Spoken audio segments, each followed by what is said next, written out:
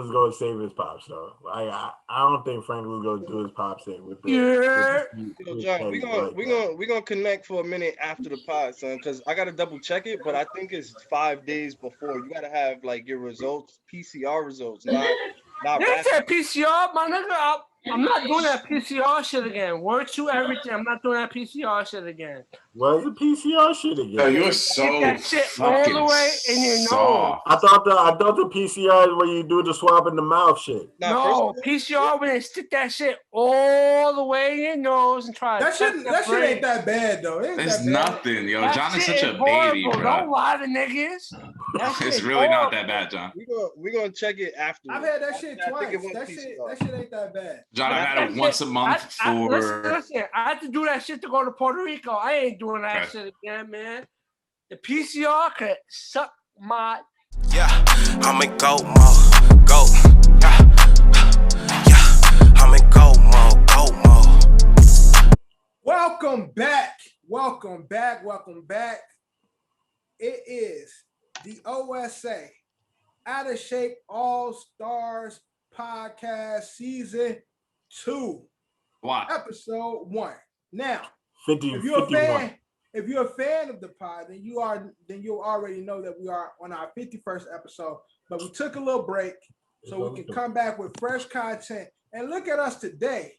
The same band of dumbasses that we left off as. John's fucked up. Drew is catalog. Cav is Cav. Eddie is holding it down always. You know, our host. DQ. I'm getting tired of fucking DQ. Keep it a buck. But DQ is enjoying the Knicks game right now. So enjoy your game, DQ. But this is season 2, like always, brought to you by Culture Capsule, sponsored by Don's LLC. We got the crew here. Ed's here. John's here. Cav's here. Drew here. I'm here. Let's get into it. Now, we switching shit up this season. Usually we kick it off with, in case you missed it, we switching it up with a new segment. What you got, John? Head? John got the head. Oh my god. It's about to be litty. It's about to be litty this episode. We back, bitches. John got the head, dog. We are kicking the episode off. Excuse me. Kicking the episode off with Open Run. Now, here's how Open Run works. Everyone is contributing. I'm no longer pitching. I will pitch segments or topics just like everybody else. Usually, I'll take the lead and pitch topics. In the Open Run, Open Gym, everybody is contributing to the team winning, right? Sorry, people. Johnny it's the same thing as what's happening in sports, bro. I got a whole list. It's a different name. I got a whole list of fun Open Run. I got a whole list. Yo. Johnny got a whole list. So we're going to Open Run. Now, I'll kick off the Open Run with baseball is back. Now, the last time we left y'all, it was still spring baseball, I believe. But baseball is in full effect now. Full effect. And baseball's back. And you know, I'm not the biggest baseball fan. Everybody else is pretty much a baseball fan. I'm not really. Everybody else. I'm not gonna hold you. I'm not. This is perfect because 3 out of the 5 people on here is Yankee fans, and let's talk about these Yankees. They're supposed to be championship contenders. Right. They fucking up. Let's keep it 100. They are. Yeah. Let's keep so it 100. John's not wrong.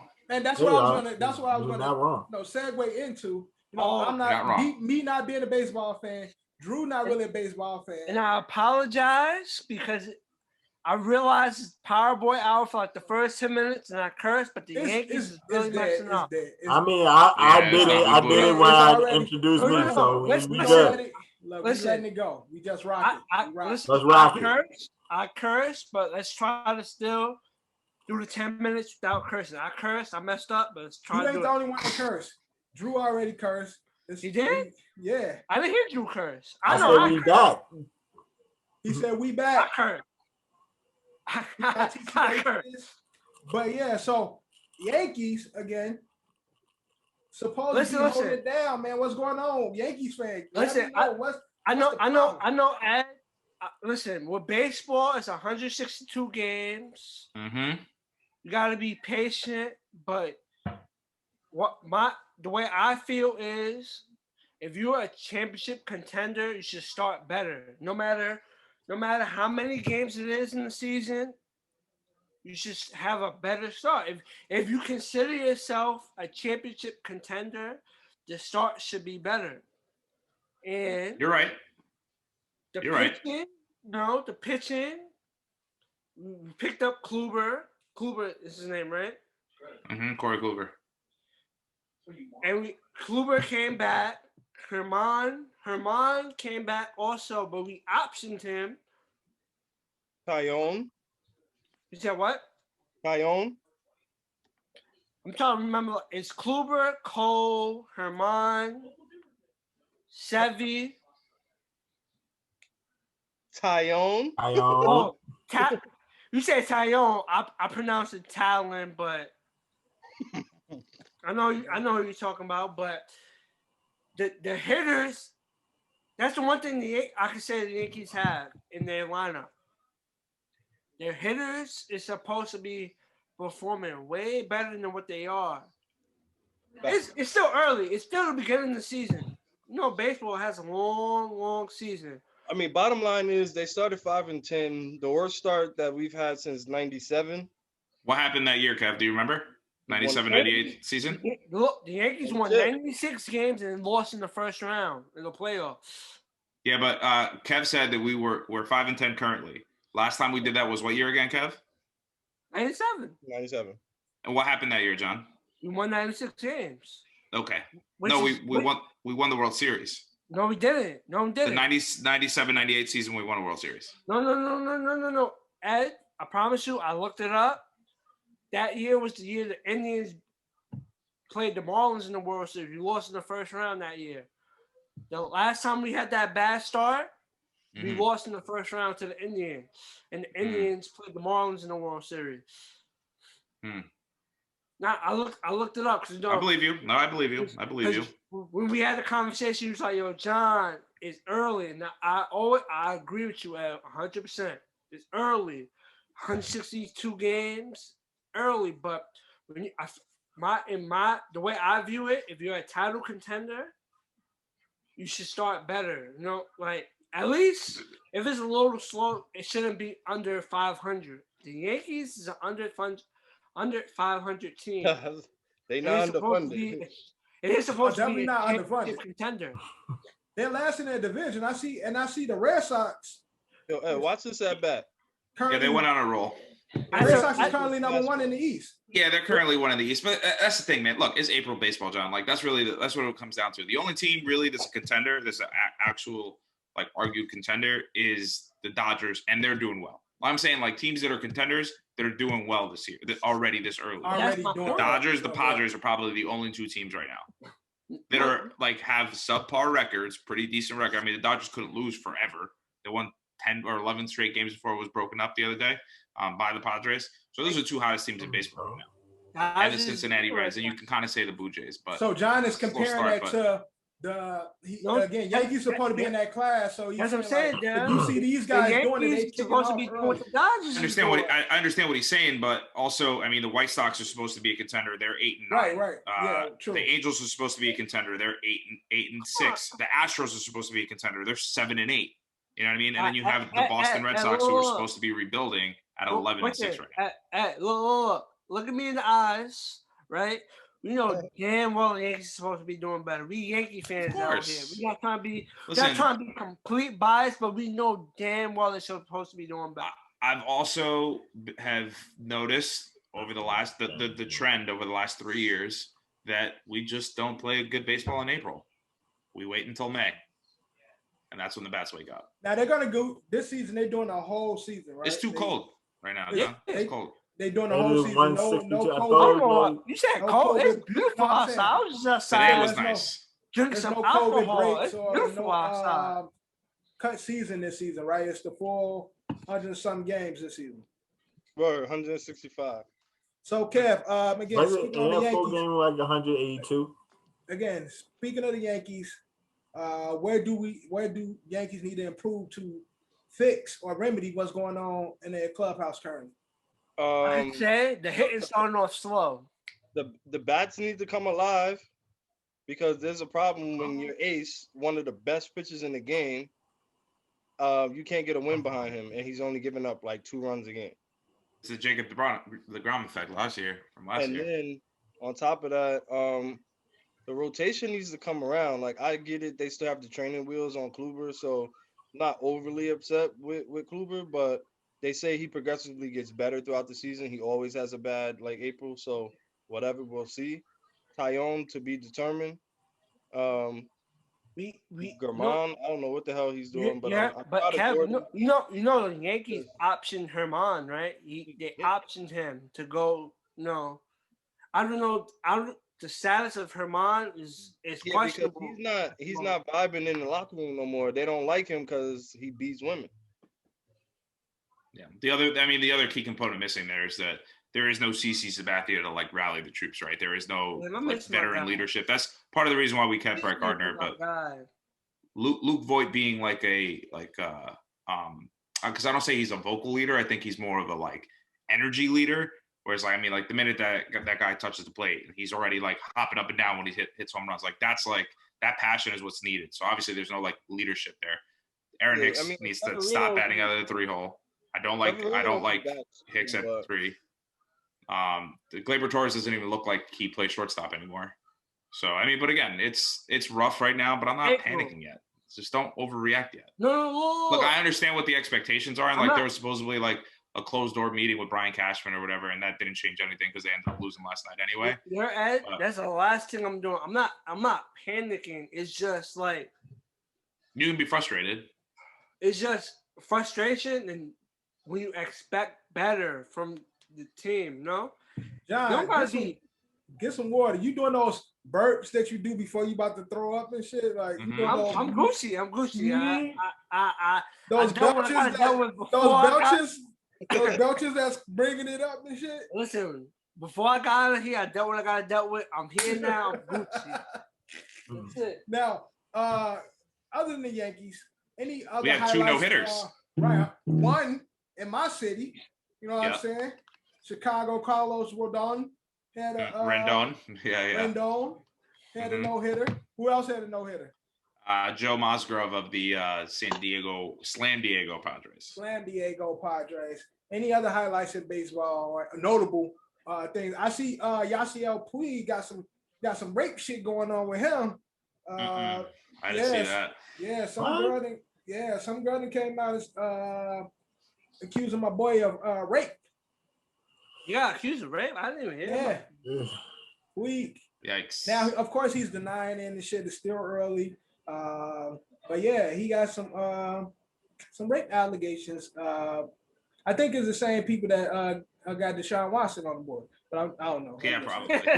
Don't say that. Don't say that, man. Yeah, since we've been gone, there's been like 38 more cases on the show. Since we bringing it up, now we got to talk about it. Okay, so anything else in baseball? Let's just stick in baseball for a second, because we got to touch it.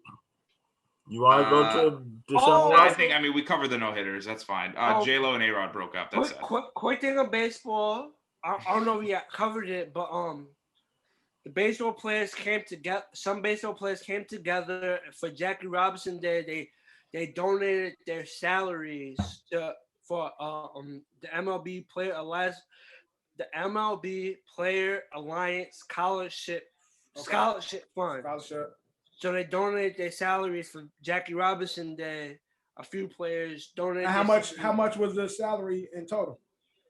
In total, I should have wrote that down, but there was a couple players that donated their salaries for that fund to for future baseball players. Baseball wise, I think it was the Angels, their first meeting against Houston. Like, fans had inflatable garbage cans that they threw out on the field. Oh yeah. There's been a lot of obviously the Astros are still being completely unforgiving. They're getting balls thrown at them all the time. Quick thing before I get off baseball. My other Yankee fans may not agree, but I'm not a big fan of Aaron Boone, and I think the Yankees need a new manager. I don't know about that. Yeah, I don't know, John. I didn't like that hire when it happened, and I'm not a big fan of him. I'm keeping it 100. This John. I don't know. We'll see. That drunk guy, John got one eye open. So last season we finished Calm as down, John. my man. Last season we finished John as a Puerto Rican poppy sitting on the at the handball courts, and now he looks like the drunk Puerto Rican uncle that shows up to the handball courts that swears he's nice. Right. Like If y'all, I don't know if you're listening. Listen, Put the YouTube on. John looks crazy. Happy 420 people. It's the weed day, but I decided to Word. 420 in that. 420 in the building. Definitely got a rep. 420 is today, the day we shoot, Tuesday. 420. Yesterday was my birthday, bitches. 419. So man, shout out to Dev. Dev is 45 years old. Nah, he 50 though. I'm patching you in, man. I'm patching you in. He's 50 in the building. You in 33. But he's getting 50. I'm like, you can't instigate me, John. Like, I heard him. I don't give a fuck what he said. John's like, you heard him? Damn, did you hear it? Like, nigga, like, I ain't no goofy ass nigga. Like, what he say? Oh, nigga, fuck. I mean, you the one that kicked it off, John. You say it was 45, so don't be just putting it on me. That's a personal group chat. I didn't say it on the pod, though. You just said it on pie, you drunk ass nigga. You just said it. Your birthday in the group chat. Nah, John, yo, bro, you don't. John. You just said it. You did. You drunk right now. That's why you don't remember shit. You just said that. You just said it, John. Your mic is coming loud hot right now, bro. And you mad loud, Drew. But John, you just said it. You just said it right now. And then Drew said something. That's my point. I repeated what you said. No, but Drew said something only because you said something. No, I didn't. You said happy 43rd, Dev, and then Drew said, nah, he 50. Nigga, that's worse than what I said.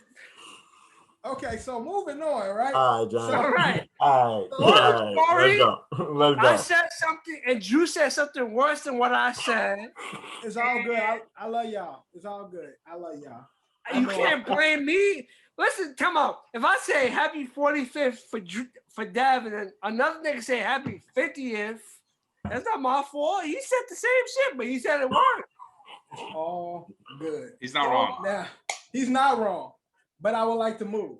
So, with that being said, now I just brought up Yasiel. I wasn't gonna speak about it right now, but we got to touch on Deshaun Watson because from what I hear now, his lawyer is saying that now their stance behind it is some of these cases was consensual. Now, at first it was all denial. We got 20-something, 30-some cases. Now they are contending that some of these cases are consensual, and I'm here to say, Deshaun, my guy. He was my boy. You are fucked, my guy. Because with the lawyer stance saying that some are consensual, it blows the whole fucking stance up. The whole innocent stance is none and void now. Because you have cases of girls saying, no, it wasn't no consensual. It was this. Watching. His situation's a little fucked up. I'm not gonna lie. I'm giving you my 100% honest opinion. No disrespect to women. All right. Should be happening. But I gave Deshaun the benefit of the doubt, but let's see what happens. I'm gonna just leave it at that. I gave Deshaun the benefit of the doubt. I'm gonna leave it at that. Yo, and this also plays into the NFL and professional football, the good boy shit that they put, especially in football. I don't know. It seems to be this issue happens more in football because I feel like the Texans enabled this kid. Yes, that's my whole point. I'm not saying he did. I'm still not going to say he did anything. What I'm saying is allegedly. It's crazy. Allegedly. It's all alleged, but it's crazy that he asked for a deal. He wanted to get out. And now the fucking everything start hitting him. Like all the shit start coming out. Texans, I believe, knew about this shit ahead of time. Like a lot of professional football teams be knowing from college to the pros. They allow these niggas to do a lot of wild shit. And again, it's still alleged. I'm not saying Deshaun did anything until allegedly he's proven innocent. But I know from former cases, you had the situation not too long ago with Buddy that was drafted to the Redskins, the running back that Darius Geis. Right. You have these from college where these kids be doing wild shit and the school covers, and then in the pros, as long as you're making them dollars, they make a lot of issues go away. And so this not only is going to affect Deshaun, but this is going to affect football culture professionally for a long time, because now they open the ceiling to a lot of bullshit. Because again, I believe that Texas knew about this shit and they kept this shit under the rug. You know what? You know why it's not gonna be that way, Dev? Because nobody is looking at the team though. Everybody's got square day on Deshaun. Like that, this whole thing, like I agree with you. Like in some way, the Texans are more culpable than ever because you see him doing the fuck shit, but instead of you intervening, he's your top priority. He's making the dollars for you. He's the quarterback. So while he's under your roof, you go sweep all that shit, all that negative shit that he's doing now. Once he wants to buck and go out of that happy home, like y'all saying up. Now you want to bring up everything, throw that shit on him, like deal with the shit on your own now. The women in the world that go through a lot of bullshit that they go through, I've given Deshaun Watson the benefit of the doubt. You know, sometimes when it comes to celebrities with accusations, they're accused because they have a name. Of their celebrity, of their celebrity. Them being celebrity. I mean, but it's an accusation, so I can't, I can say what I feel, but then I could also be wrong, and it'll be messed up. Right. And women in this world do go through a lot of BS. If we keep it 100 with ourselves as men, women do go through a lot of BS. Just keeping it 100. It is what it is. Niggas is wild. It is what it is. I don't want anything else to say on this, but if I'm Ryan Pace right now, I am so thrilled. Right. Because finally, no one can get on it for drafting Mitchell Trubisky over Deshaun Watson. They'll get on him for Patrick Mahomes, but listen, Deshaun Watson, very, very talented, but we gotta see how this plays out because we don't know. It's at the end of the day, it's accusation. It could be lies, but we don't know that, so we can't pass it off as lies. Yeah, it's just getting crazier and crazier. The timing was pretty suspect. Unfortunately, we have men who have statuses that abuse status. Like, I'm this. Like, the fuck? You better do this shit. It is what it is. That's how it goes. But it's accusations. I don't know. I'm not gonna hold judgment till I get like a clear consensus of what's going on in that situation. But he has 20-something women accusing him. I think it's up in probably like the low 30s now. Yeah, we're at the 30s now. So and that's what I'm saying. We're gonna leave this. We're gonna leave it. Yeah. But I'm just saying, regardless of what happens, Deshaun is fucked. Oh yeah. He's fucked.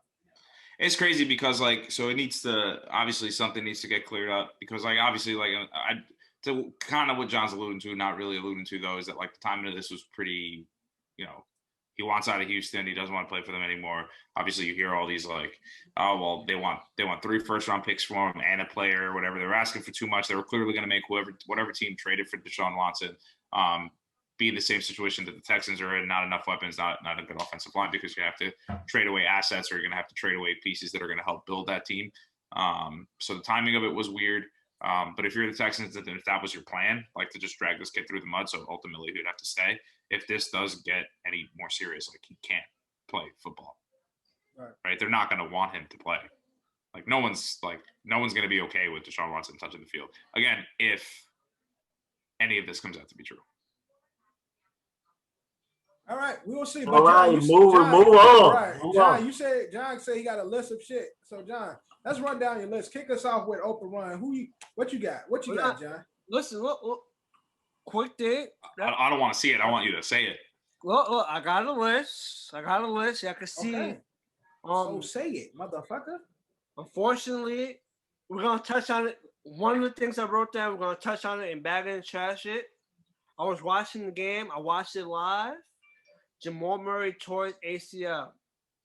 Very unfortunate situation. It's gonna affect the Nuggets. That's something we'll touch on and bag it and trash it. But I'm wishing the best for Jamal Murray.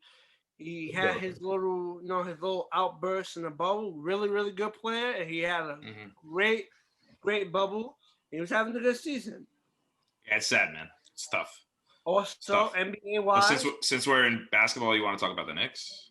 No, I'm gonna get there. Don't worry. No, I think we should just talk about the Knicks. I mean, it's our top story in basketball. I mean, you want to talk about the Sixers? You want to talk about the Sixers? The best player on the Knicks was drafted by the Los Angeles Lakers. Correct. That's my team. So we could get to the Knicks. Randall, I've been rocking with Randall since the Lakers drafted with him. So we could get to the Knicks. I'm gonna, get through my list. We're gonna get to the Knicks. Don't worry. We're getting and the Knicks. I got the notification. The Knicks. Hey, John, are we gonna get to the Knicks? The Knicks beat the Hornets. That's a 7-game winning streak for the Knicks. That's right. That's 7 games in a row. 7. That's Julius Randle is doing his thing, but yeah. Would you say that Julius Randle? Like the amount of minutes that he's playing. I mean, you see, look at him. The amount of time that he's putting in, the amount of points that he's scoring, all the production that he's doing, then you got the team on the other side of the other side of the bridge, who can't even stay together. Tibbs is gonna play his best players 40 minutes or plus. That's that's his coaching style. Right. When he was coaching Chicago and Chicago is doing their thing, D-Rose. Yeah. Rose is playing a lot of minutes. And they partially blame Tibbs for Rose's injury because when D-Rose got injured, it was like, damn, should D-Rose have been in the game? They was up 12. Yeah. It was like 40 seconds to a minute left. Like, damn, Tibbs, let him sit. Like, you don't need it. But that's Tibbs' coaching style. It's grind it out, defense, and it's work. So I'm hearing a lot of people talking about, the Knicks should probably slow it down a little bit because, they make the playoffs. Kind of lose the lottery. If they slow it down, they'll probably go be. I don't know if you guys have noticed yet, but I'm just trying to get John to stay on the Knicks before he keeps going. And it's worked so far. I'm not gonna lie. I have no problem talking about the Knicks. I'm a big fan of RJ Barrett, and Randall's one of my guys. Like I said, Randall was drafted by the Lakers, so. There's a couple of Lakers in the NBA right now that's not on the Lakers right now that was drafted by my team that are doing their thing. But, we're not going to spotlight them. We're going to talk. So you brought up RJ Barrett. So the Knicks beat the Pelicans last night, 2 nights ago? Yeah, I think it was 2 nights ago. And then they interviewed Zion. Zion went crazy, right? And then after the interview, he was like, yeah, so Zion's coming to the Knicks? No. He said outside playing the New Orleans, MSG. Outside, no. He didn't say. He said, I'd love to play at the Garden. It's the only place I like to play. Oh, and also New Orleans, the team that I play for. Yeah. He didn't say outside. He said, and also the team that I play for. Yeah. He said outside New Orleans. It will be. I'm not going to hold y'all. Zion really want to be for the Knicks. If the Knicks would have got the first pick. Don't you think he'd want to go play with his buddy RJ Barrett over there? I mean, former teammate at Duke. It might. Look. The way Randall's playing, I think Randall and Zion could play together. Mm-hmm. My opinion. The way Randall's playing, like Randall doing his thing, Randall gets assists. Right. He's shooting. Randall's actually shooting. He don't got the best jump shot in the world, but he be hitting threes every now and then. So it could work. Zion could be, He hit 4 in a row. Was it Friday night? Friday night, he hit 4 threes in a row. In the near future, because Randall's still young. Randall's like 24, 25. So, like, when Zion's contract is up, what, 4, 5, 6 years now from now? Yeah. I know Knicks fans are happy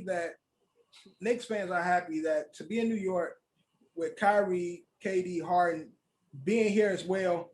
Knicks is still the biggest story. We're still talking town. It's amazing. Yeah, we're still the biggest story. It's amazing.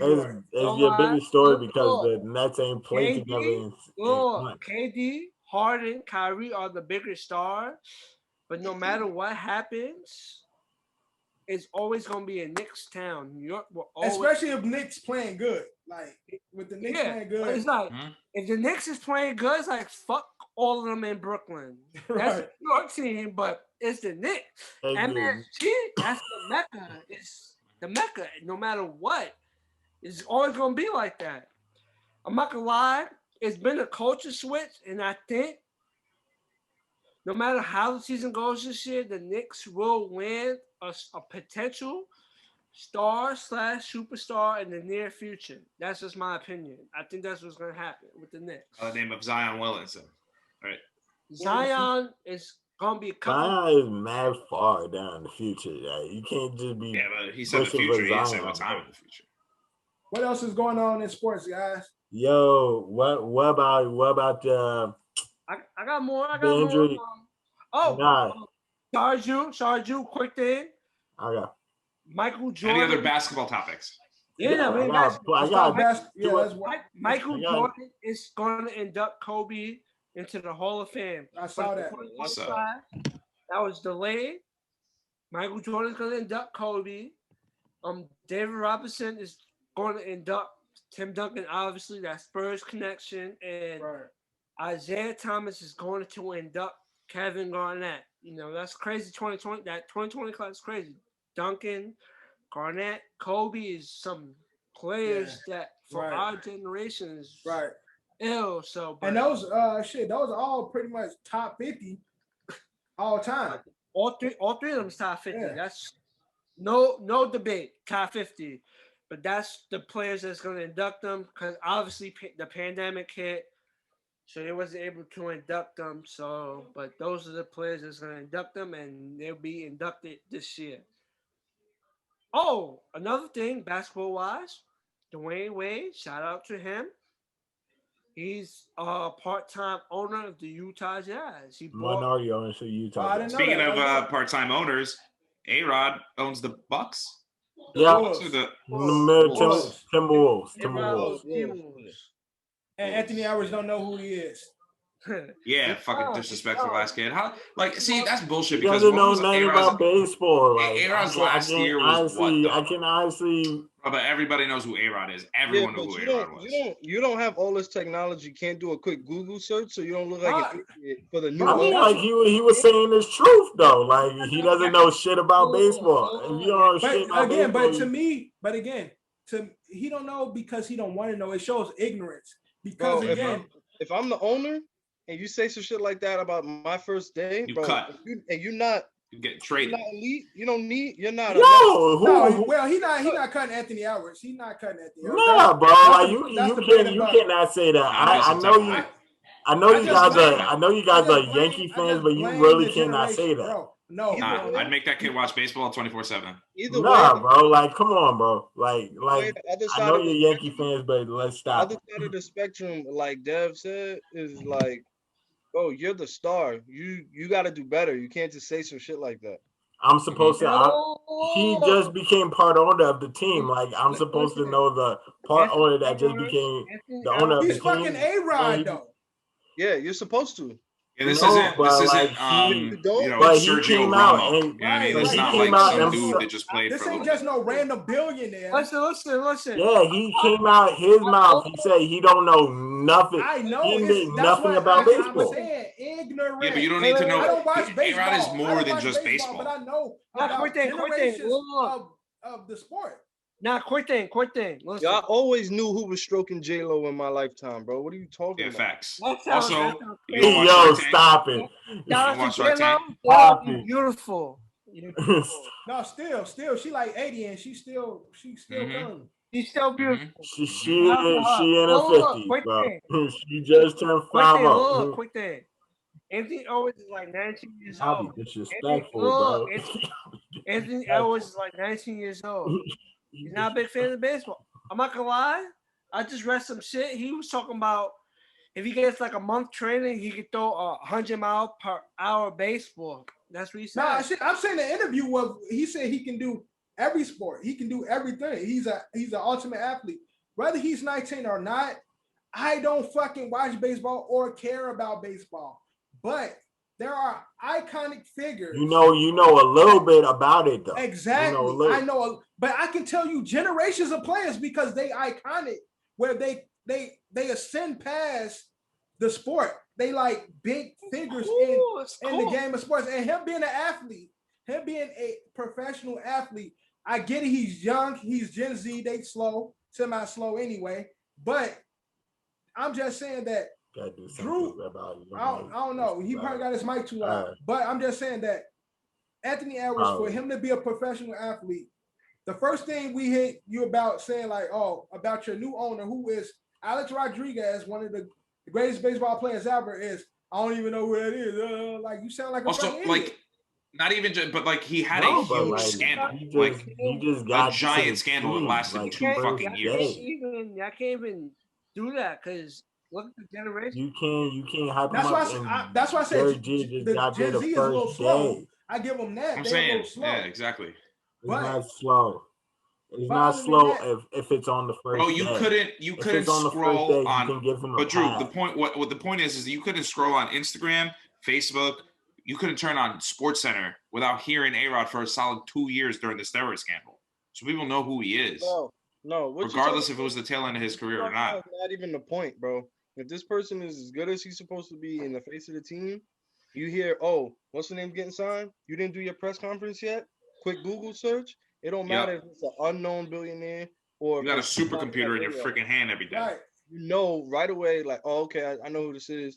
And you go out there and you're prepared. You're not gonna say something ignorant like that. It's not ignorant. Again, Drew, you missing the point that he had the opportunity. We live in a generation. This is the tech. If he didn't know A-Rod, give him the benefit of the doubt. He don't know. You prepare yourself. Boom, you got a new owner. You already know about it. They tell you about it. You be like, oh shit. If I was at the Edwards, I'd be like, yo, he played for the Yankees. He was this, man. I'm excited. Woo, boom. And then I probably couldn't drop no stats, but I will give them a surface answer other than, man, shit, I don't even know who that is, but that's dope. I mean, what y'all say he do? What he do? What he did? Oh, okay. Yeah. You look like a fucking idiot. Like, regardless. Stop saying like he a kid and he didn't watch sports and baseball because he's the same nigga. He's the same nigga in every sport. He could play every sport. Wait for your kid to wait for your kid to maybe one day grow up and play professional sports. And then your kid be like, oh, who owns the team now?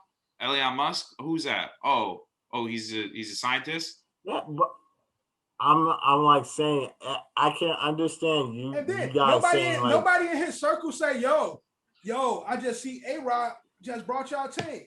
Who the fuck is A-Rod? Nigga, you don't know who A-Rod is? That nigga boom, boom, boom, boom, boom. Yeah, he was just trying to sound cool. But what you guys are not listening. John.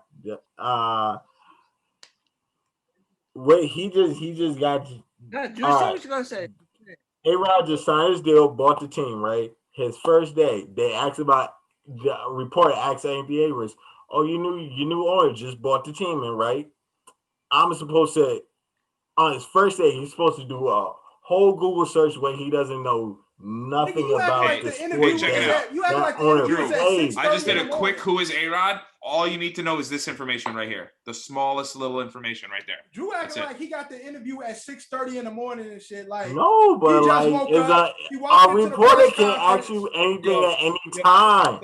This is what I'm trying to say to y'all. Y'all are crucifying kids for just not knowing the fact. Stop. Pause. We having a redundant conversation with an R word right now. Right. Big time R word. Man, shut up. Chill out. Shut up. We already went over this. It's done already. You're wrong. Get over it. You'll be okay. Now moving on. Take. I got one more. I got one more basketball NBA. take. NBA, what you got? Fuck you. I got another. John, this more relates to you. What's good with this Lakers catfish? You hear about this? Did you see I didn't this? hear about that. What's so that? apparently, hold on, I forgot the actual Twitter handle. So she was reportedly Vivian Flores. So she was this a decent looking person, I guess, a decent looking young lady who was a blogger and podcaster. Catfish. I'm gonna ask you to pull up this picture. Put it up for those who are listening, or you can do it yourself. Vivian Flores. So apparently, she went missing. And then when she went missing, she came in again. She was big on the Laker Twitter sphere. I don't be going on Twitter like that.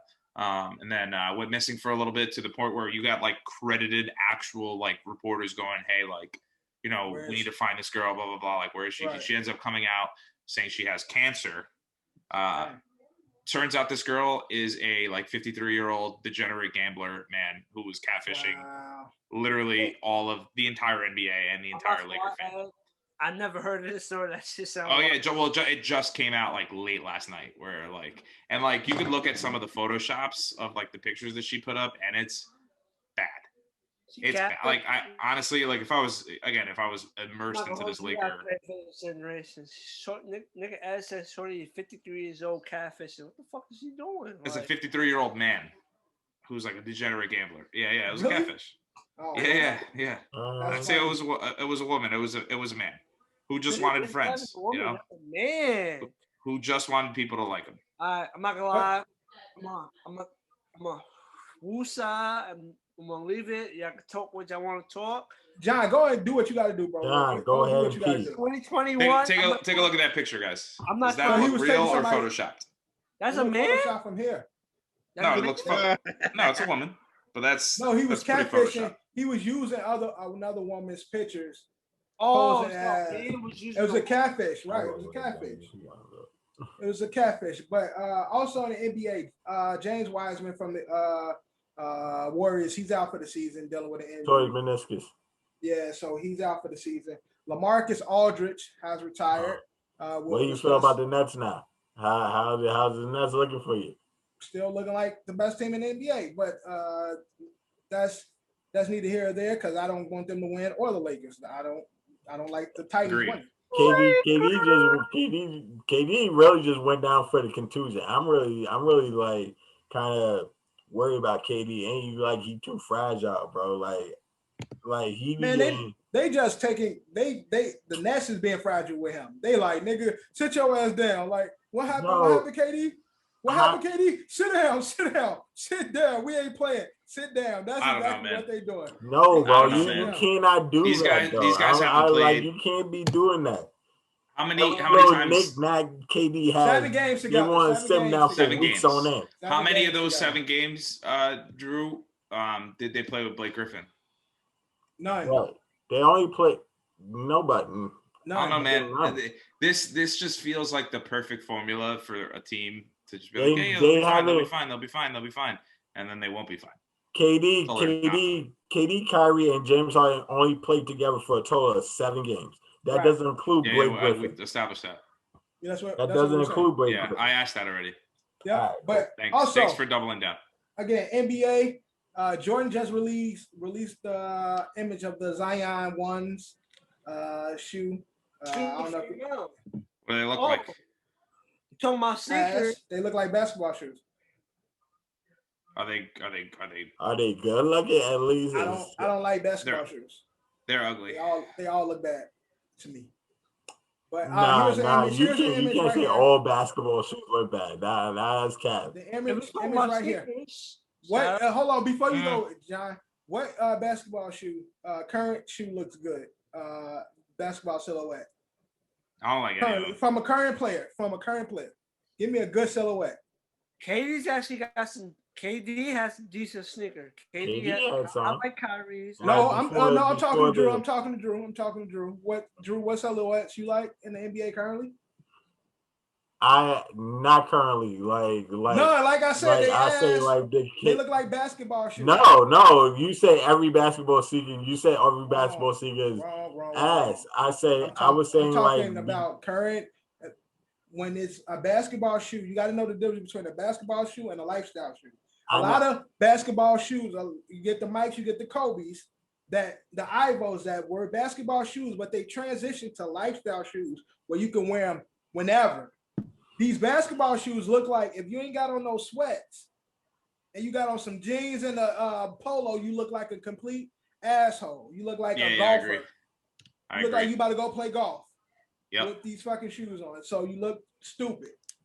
Mm-hmm. That's how these shoes look. And Zion shoe is just like the rest of them. They look like if you ain't on the court, you better not be seen or with some sweats on, like you about to go play a sport. You better not have some Jordan brand sneakers look good, bro. Like such as some Jordan brand. It's cool. It got like a Z on it. The 22s. Yeah, it got the big Z on it. Yeah, that's cool. The 22s look good, though. What? The Jordan 22s? 22s. Yeah, the Jordan 22. But I can't say which one actually look good. Offhand. But also, it was the rest sneaker. It was the rest sneaker. Also in NBA. Also, those look awful. They look like lugs. Remember lugs? Oh yeah. They look like lugs. Maybe I'm horrible. That's not a lug. What quick thing? Horrible. I got definitely the wrong Steph Curry's on the fucking hot streak. Yo, John. Oh yeah, Steph Curry's on fire. Steph is cooking. Yo, look, I know why. He's the only good thing that happened. Look, Dad, the Warriors. I know why. I know why people hate Steph Curry. Why they hate Steph? He's too good. You figured it out. He's the best shooter of all time.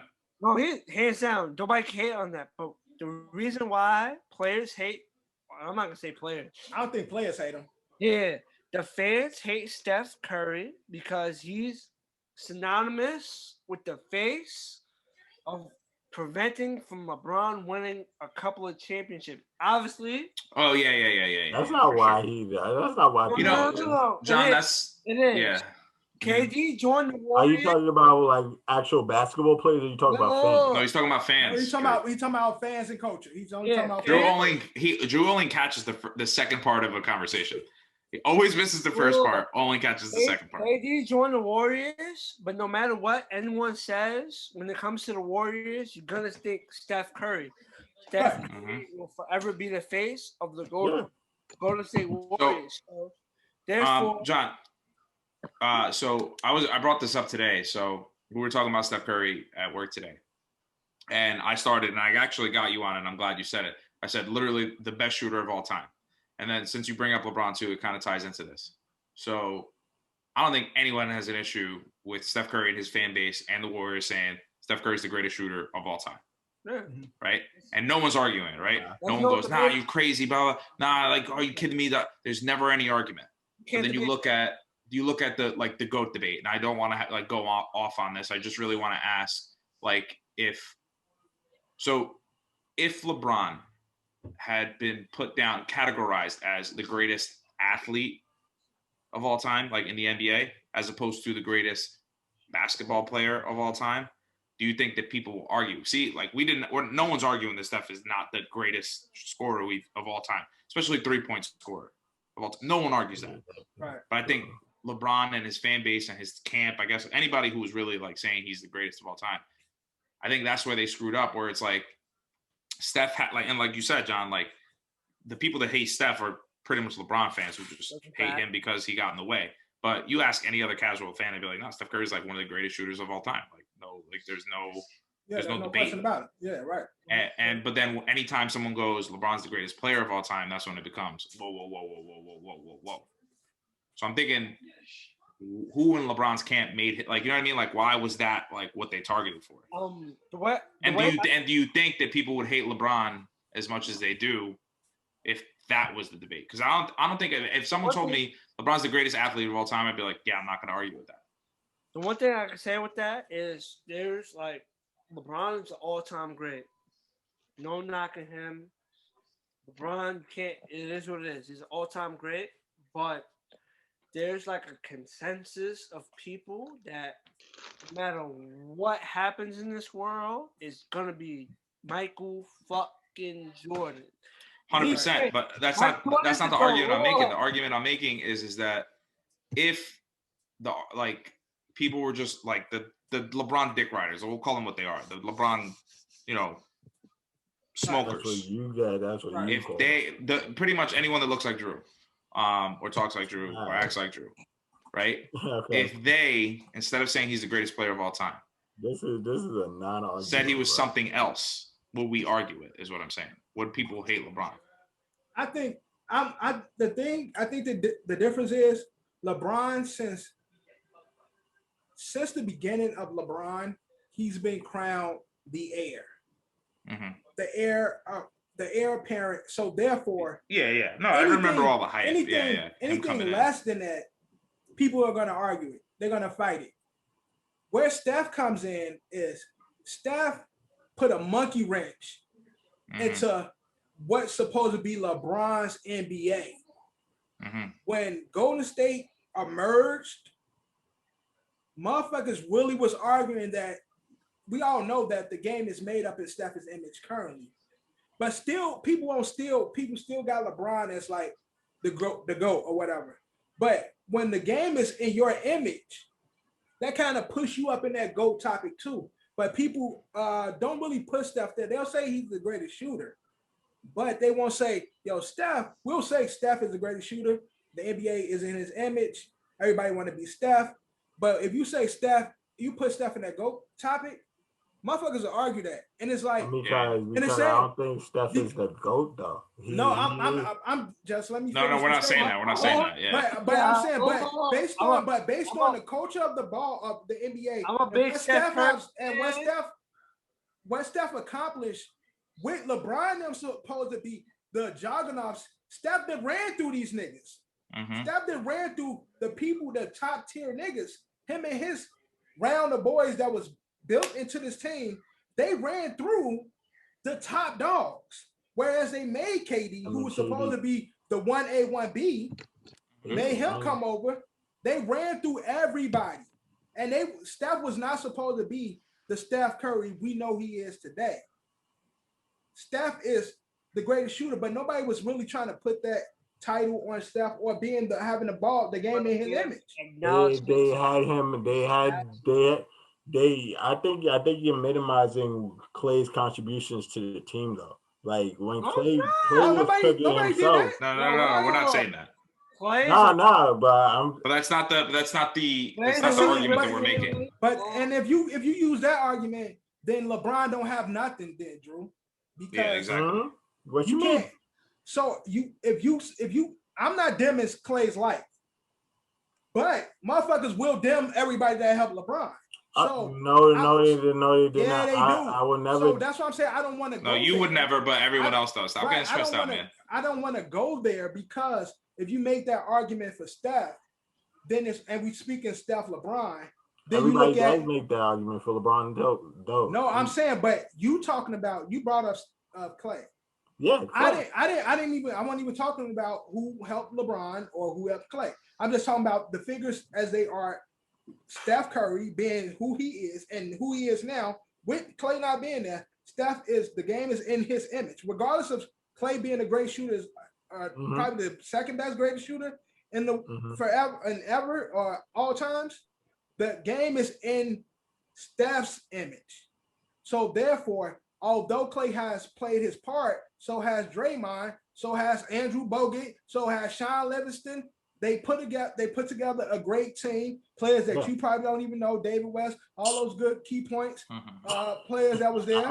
Why you gotta say this bullshit, bro? I swear to God. I'm not arguing that. All I'm saying is Steph, the reason why people will argue Steph to death and say Steph ain't up there or Steph ain't this is because the LeBron fans are mad that Steph came in and put a monkey wrench in what was supposed to be a luxurious decade of LeBron just being champion,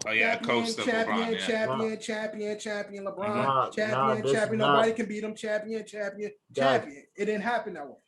Guys, this is what literally happened. The Golden State, Tell us what the literally Golden State happened. won that first championship, but the Cavaliers came back and won the next championship. After the Golden State won their first championship, Cavaliers came back and got that next championship. Then the Golden State Warriors added KD.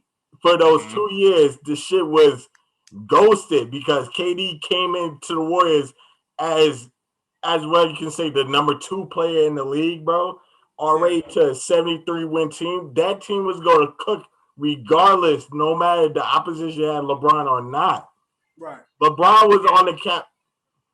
Like what? But you know what literally? You also know what literally happened. What literally happened? They won that first one, and what Drew's argument? Yes, they were. I literally just said that. I literally said what Dev's argument is that the reason why LeBron fans hate Steph is because they shouldn't have won that first one without KD. Right, exactly. LeBron was supposed to win that one easily. No, you forget the first one. He didn't have Kyrie or Kevin Love. I mean, it's like talking to a fucking wall. How is talking to a fucking wall while making points, bro? Because you're literally saying it. Okay, ready? So let's go back now. Let's go back now. So what did you say when fucking wall? Like when Dev was like was when I'm talking about to mad conspiracy theories.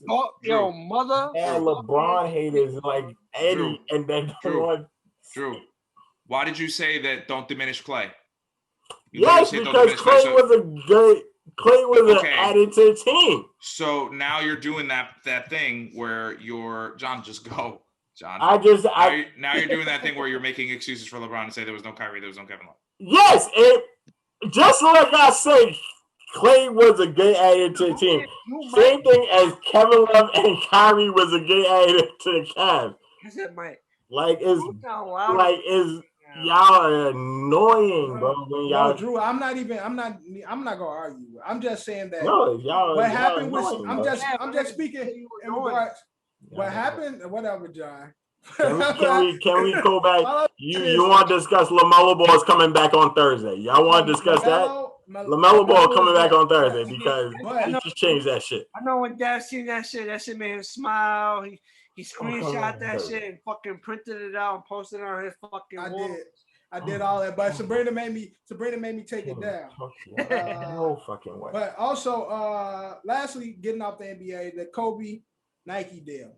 Nah, that shit's crazy, but yeah, I don't understand that.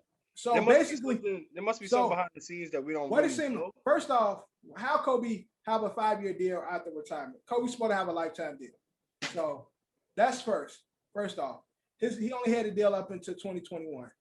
And then allegedly, based on what Vanessa is saying, that when Kobe was alive, they were fighting with Nike in regards to the limit of his products, whereas Nike only put out a certain amount, and they wasn't really putting out anything for kids, and they wasn't putting out a lot of apparel for women and kids in smaller sizes. So they were arguing we need to have stuff for everybody because they were against the resale market. If you put more stuff out, then that kills the resale market because they can't resell it.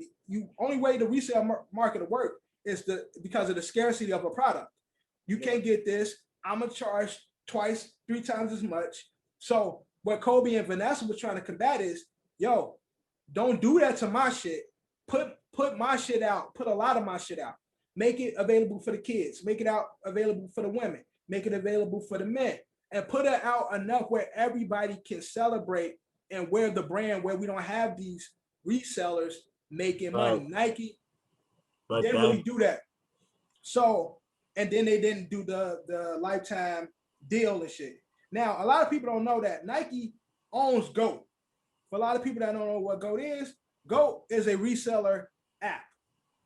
After StockX, GOAT is the second biggest resale market app in the shoe game. Nike owns this? So Nike has an ownership in that. Nike is the conspiracy, man. They know. And this is the whole thing is like, this shit is all planned. They purposely limit the shoes because they make a profit in the resale market. Vanessa is now leaving, taking the Kobe estate. She owns the logos. So she's able to move on and go shop the Kobe brand with other partners. But the thing about it is like the whole thing about why they limited the whole stock is to create hype at the end of the day. Like that's how they make their money, by creating that much hype, because people know that there's only a limited amount of shoes there. Like that gives the consumer energy to rush out and buy them and buy that to buy them, and also the restock resellers. If it's just quantities like that, it wouldn't be no rush to buy a shoe like that. It wouldn't. Drew, you just repeat what I'm saying. That's why we're like I saying, said, he listens to the second part, never the first part. That's why we're saying it's a conspiracy, because, and this is why Vanessa and them is okay with leaving Nike, because when they don't care about the resale, Kobe nor her care about the resale market. They want the true fans to be able to wear the products by Kobe. They don't care about the resale market. They don't win from the resale market. It's about the resale. The reseller makes the money from the, bro. You don't know shit about marketing, bro. Please miss me with that. You miss me with the resale. About again, me being a current sneakerhead and a former reseller, I know this shit. You can't tell me nothing. You still be wearing Skippies. How did Supreme make all their I'm money? saying, all I'm saying, exactly. They make their money like that, but now you see the They also don't own the reseller. Exactly. That's the problem. But they don't own the resale. Nike owns the resale. That's like pay to play, bro. They're monopolizing. That's like they're making triple the income that they did when they originally dropped it. He's not getting exactly. He don't understand the issues that I'm saying that Kobe and Vanessa shared. Because if you own the biggest reseller, Nike is selling it and making money hand over fist, and that's fucking wrong. It's like monopolizing the market. Yo, Nikes is my favorite shoes, but of course, mostly all I wear is Nike. But that's all I wear. But at the same token, I get to the conclusion, Jordans is always gonna be Jordans. Right. The only sneakers I'm buying from here on out is Yeezys or Kobe's. That's my decision. I don't know about y'all. You gonna be wearing Kobe brands because Yeezy does that same shit. No, I'm saying you're gonna do Kobe brands because it ain't gonna be Nike. It's gonna be Kobe's. So it's gonna be straight Kobe's. So Drew, now the logo that you was asking for the NBA can do, now we have it on the shoes. How about that? How we have that the Jumpman Kobe on the Kobe silhouette on the new Kobe's deal wherever he end up. I hope Vanessa do it by herself. She need a link with Big Baller Brand. And then she gonna fix that Big Baller. Come on. All right, you guys. It's time for Bagger to trash it. I love y'all, but I'm gonna holler. I gotta pee. Like I've been holding. Go pee, John. Yeah, John. We've been telling you. We've been telling y'all to go pee ever since. Well, John, you know what? I might as well go too. But when John gets back, you guys want to touch NFL, or you want to do? Are we doing this trailer fight? I think we got. Let's go right now. Jake Paul been asking. Fuck John. Kev, what's your thoughts? Well, besides the fight, did you guys watch any of it or no? Yeah, I went back to it. Are you talking about like the performances and shit? It was so fucking bad. I saw Justin Bieber perform, Doja Cat. Bruh. Fucking Oscar De La Hoya was coked out of his fucking mind. He kept calling everybody baby. Yeah. He wants to fight again. He looks swollen. He got a fight coming up. Yeah, he's got a fight on Triller coming up. Against who? We don't know who though. Who knows? Yeah, it's probably gonna be fucking who's washed right now. It'll probably end up being Logan Paul. We'll see. Right, I was about to say Logan Paul. Right. Jake is playing all these washed up. Did you guys? We'll get to Jake. Did you guys see that dude that faked getting hit in the nuts? I heard about it, and they stopped the fight, right? Yeah. So like he was. Yeah. The dude kind of hit him like I don't know if he like really connected on his like rib or if he like hit him in the kidney. Nah, he kept saying it was a low blow. He didn't even he hit him with the wrist. Yeah, exactly. And this dude dropped for like 15, 20 minutes. He like got pulled out on a stretcher and everything. Like he really acted like he got hit in the nuts, and it was clear. All the sites that I was using, they kept shutting them down and shit. So I was like going back and forth through. Yeah, it was pretty bad. Nah, that was there was some like viral memes going out there that are like I don't know I why didn't you even pay act for this so fight, and I hard, felt like I though. got robbed. So like anybody that paid for it, Yeah. I feel And bad. I see But even former then, like it was UFC terrible. fighter Frank Mir was there. He fought. Frank Mir was there. That's back to Oscar De La Hoya. So the guy that he was fighting, I don't remember Oh his yeah, name, but he goes by Oscar was sucking his dick. He goes by USS because like I guess like USSR. He was in that. Yeah, no. He USS is what his nickname is, but De La Hoya kept calling him USSR. And then they were like, "Hey, the USSR doesn't exist anymore." Like, that was USSR is disbanded since. Like, what are you talking about? Like, this isn't the Cold War, buddy. But Oscar was like, "Look at his body. Look at his body." Yeah, he called him beautiful. He kept calling him baby, and then he finally just started calling him USSA. So I mean, De La Hoya was on some other level. The commentating was awful. I mean, the last Triller fight, like we were like, no, it was good. It was awesome because it was. I think they got too many people involved this time. They had Mario Lopez. Everybody was in there. Yeah, they just had people running like. I felt so bad for Mario because Mario was definitely trying to actually commentate. Oh, that's what I was gonna say. It's for the show. I'm watching like a stage fight, basically, and all for the show. Yeah, that's my whole take on the whole shit. Did you guys watch the slap box fight or the slap fight? No, who was that? So Pete Davidson was commentating, and obviously I told you guys earlier, he was cracking me up because he was like, I don't know what I'm doing here. Like, I really got to call my agent because it was pretty bad. There's these two dudes going back and forth slapping each other, but the judge was Ric Flair, and he was just booing the whole fucking the judge was Ric Flair. I mean, it was a joke. It was I felt like it was all made up, and also I put the fight on at like around 10:30, and the fight that we were all there for, the Ben Askren Jake Paul fight, didn't start till like 12:05 at night, and it felt like a complete fucking waste of time. Where are they doing it? They're in LA doing this, I'm right? not sure. Yeah, no, they're in Atlanta. Oh yeah, they were in the Superdome. That shit's stupid because I get it if it was Vegas and LA because the time difference. They don't have that much money. After All-Star weekend, they've been hosting everything in Atlanta. They've been just throw it in Atlanta because Atlanta it's just open, it's just whatever. Now I'm talking about because of Atlanta, like that's why the time difference is not different. Oh, it was Eastern Standard Time, midnight. There was a fight. Yeah, it was Eastern Standard Time. All right, so let's talk about the fight. At 12:00. Jake Paul comes out with a robot. Big miss. Didn't do the real steel. Remember that real steel? That opening with the robot. Came out with a giant robot.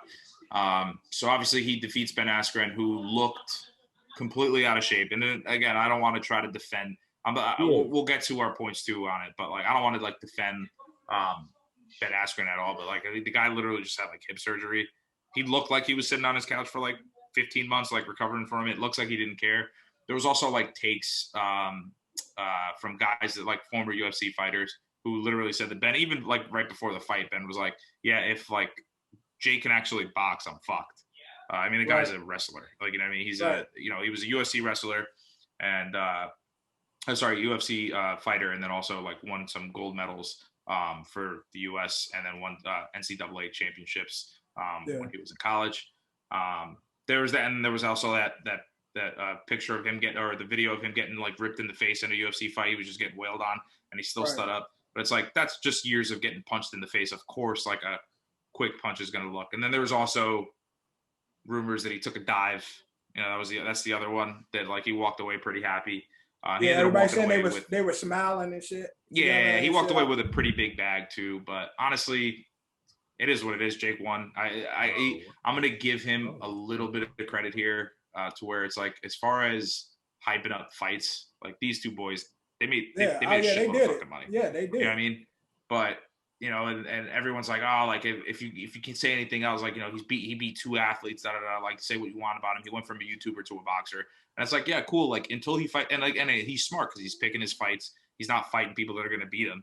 You know what I mean? Unless he gets like the big fight, which is like a McGregor or Mayweather or like a Canelo Alvarez or any actual like fighter. Well, when he'll hype that up so much. When he gets the shit beat out of him, he got the shit beat out of him. He's not going to care because he's going to get a big bag regardless. Right. But as far as like selling fights, like I'm going to give them credit. But then here's where I like draw the line. Homie, like and I get it. He lost like his like bodyguard, like died like the week before or whatever. And he said he was going to beat him in the first round, and he beat him in the first round. So I get where he was like a little emotional. He was crying and shit, falling He was out. like crying, dude. And he kept saying like the future of boxing is here. It's like, dude, come on. We're living in a world where two famous TikTok dancers literally wrap the belt around him. Like they probably grew up watching his videos, and that's what inspired them to be fucking TikTokers. Like, come the fuck on, dude. Like, again, until like he as a boxer fights a boxer, I'm not gonna call him a boxer. He's a celebrity boxer, and he's doing a hell of a job making money. For the time being, he's taking the boxing shit serious. Like he's really in the gym. He's not just pulling up to events and doing it for clout. No, of course, yeah. He needs to fight an amateur boxer. That's what he needs to do. Him, but he knocked that nigga the fuck out. Yeah, it was a he hit him with some shit, dropped him.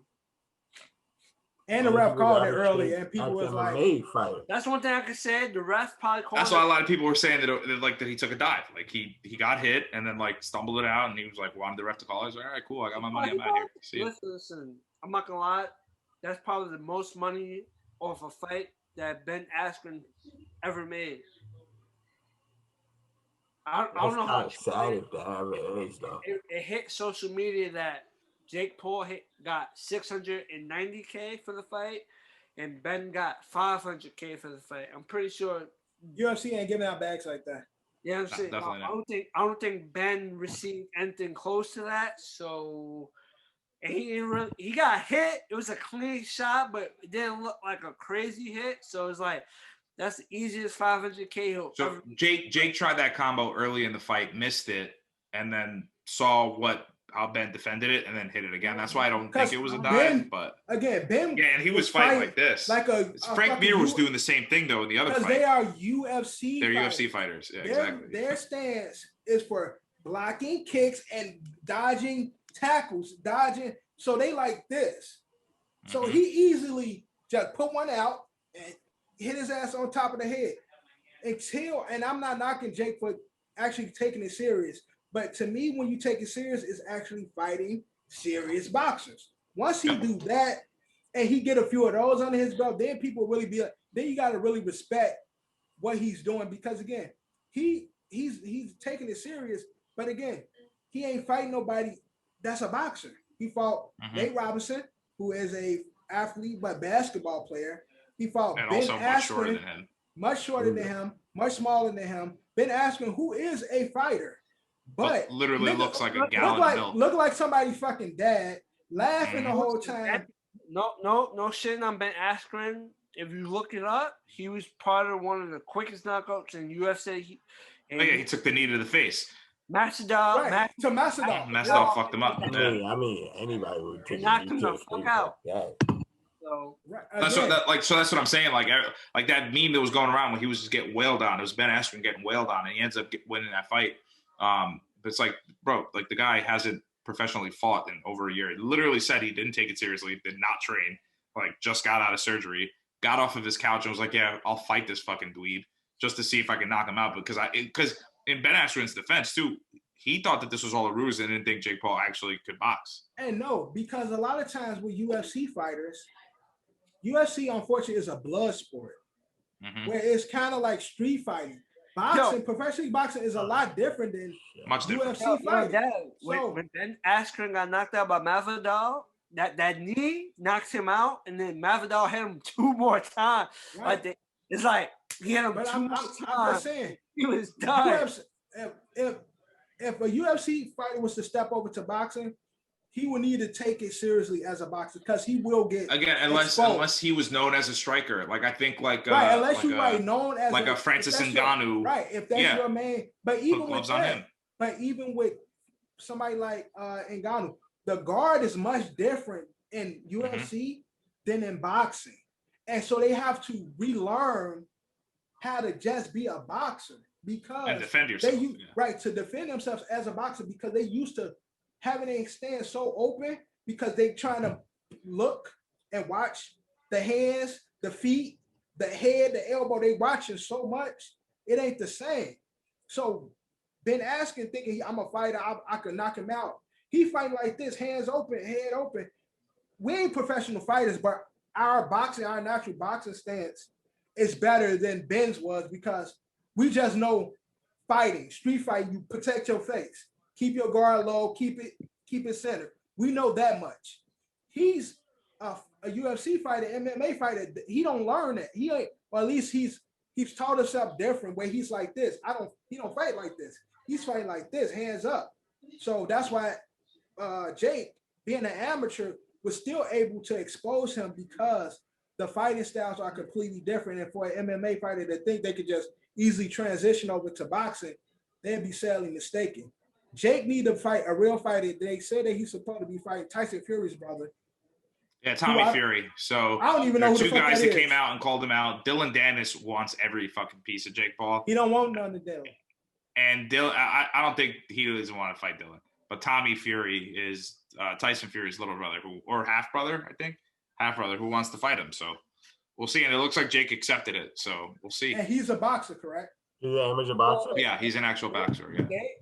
No matter if y'all But so this is like what he wants, right? It's like people are watching him that are like love him, right? Like, you know, I'm sure there's a very, very small, you know, percentage of people that actually like him. There's other people that are like, now, you know what, you got to give it to him. You got to give it to him. He's 3-0. You got to give it to him. He's 3-0.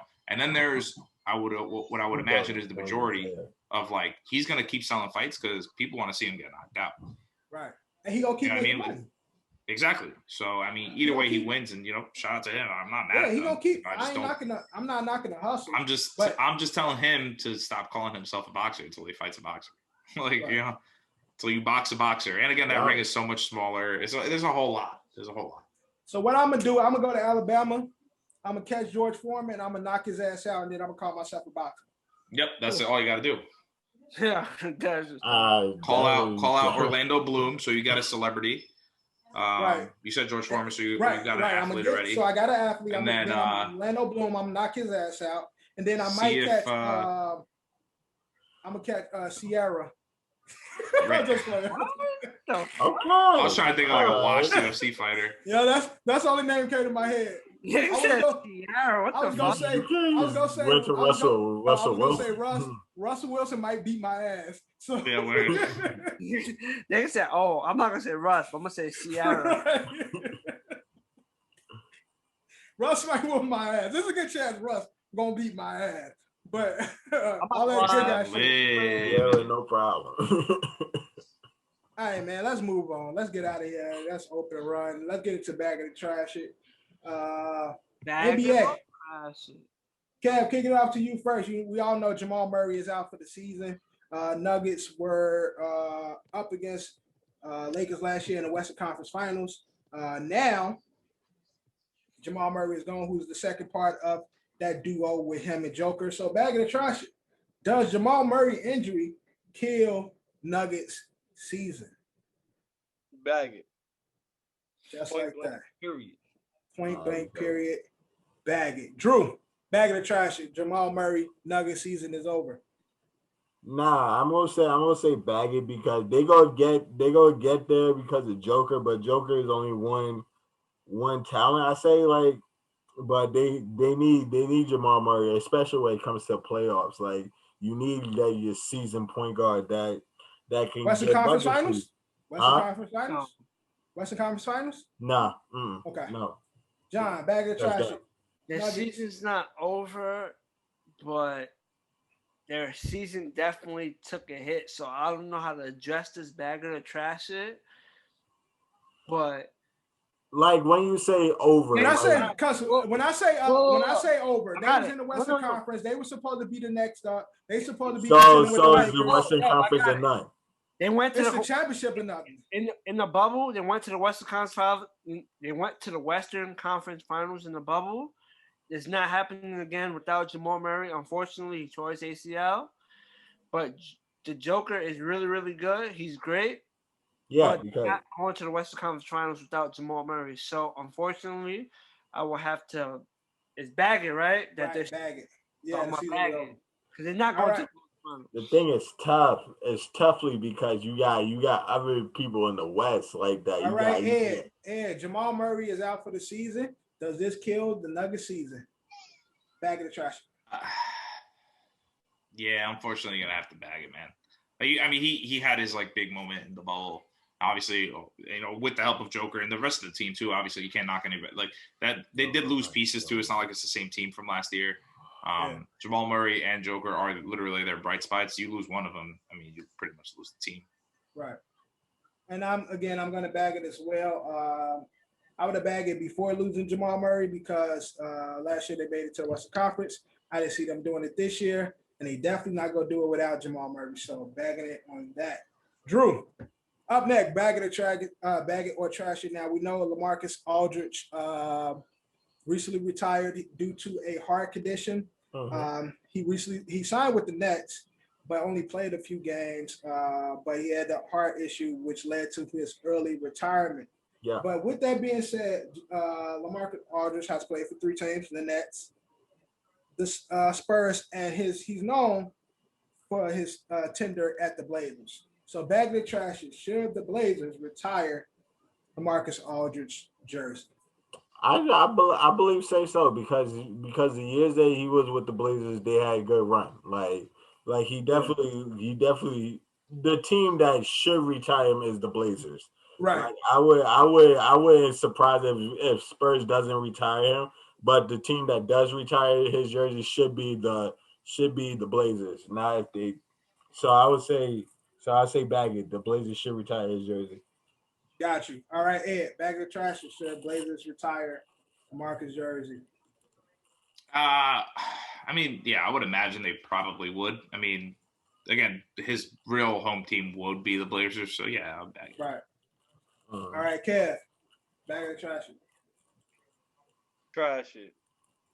Oh, that's interesting. How many chips did he win for them? 0. How many playoff games did he win for them? I don't know. They got a couple of playoff wins. They got a couple of playoff wins. How many finals appearances? None. Trash it. Damn, Kev. It's all about what have you done for me lately? Exactly. All right, John. Bag it, trash it. Aldridge definitely had an impact for the Portland team, so I'm gonna bag it. He didn't win the championship, but he was a key part. Portland hasn't won a championship since the 70s. You said what, Kev? How many Blazers records does he hold? I'm not sure. I gotta look back. I can't answer that. I'm pretty sure. And I think the other key element you're missing is that the fans love him. You know what I mean? What does that have to do with the success of the team? It don't matter. If the fans love you, you're in. You're in the Ring of Honor. You're in the Hall of Fame. That's it. Period. Yeah, but we only had him for like 3 weeks. We only loved him for like 3 weeks. Carmelo. Well, and honestly, we should retire Melo's number. Period. Carmelo's different. Carmelo's Carmelo. He's different. Exactly. But Aldridge, I think he's deserving, but he does lack certain. If you break like a criteria down for him, he does lack certain things. But he was really good for Portland. All right, so I'm gonna bag it. Aldridge had 10 seasons with the Blazers. Was the face for the Blazers for a while. Yeah. Missed a double-double like throughout the season. Always had a double-double, 20-some, over 10 rebounds and shit. Solid player. He didn't win nothing.